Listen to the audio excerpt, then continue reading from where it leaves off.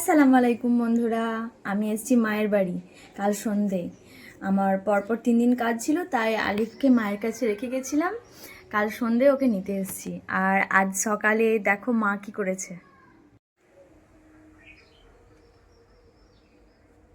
মা সকালবেলা এই আটাটা রেডি করে দিয়ে গেছে, আর আমি আর দাদি মিলে এগুলো তৈরি করলাম। এগুলো গোঁজা ঠিক নয়, মানে এটা দুধ দিয়ে সেদ্ধ করা হবে, দুধ পিঠে বলে থাকি। একদম ছোট্ট ছোট্ট করে তৈরি করেছি, দেখো কত সুন্দর দেখতে লাগছে। আর এটা খেতেও কিন্তু খুব সুন্দর। তোমরা যারা যারা খেয়েছো তারা নিশ্চয়ই জানো। এখন আমি এই বাকি আটাটুকু মানে রুটির মতো বেলে নেবো, দিয়ে সেঁকে নেবো। আর একদিন এসেছিলাম, সেদিনও মা দুধ পিঠে বানিয়ে দিয়েছিল, খেতে খুব সুন্দর লেগেছিল। ফুটন্ত দুধে পিঠেগুলোকে ছেড়ে দিচ্ছিলাম আর অপেক্ষা করছিলাম যে কখন এগুলো ভেসে উঠবে। আর অনবরত এটাকে নেড়ে যাচ্ছিলাম যাতে তলায় লেগে না যায়। তারপর কয়েকটা মন্ডাকে ভেঙে দিয়ে দিয়েছিলাম যাতে একটু ঘন হয়। অনেকে ঘন করার জন্য চালের গুঁড়িও দিয়ে থাকে। দেখো এগুলো রসগোল্লার মতো ভেসে উঠেছে।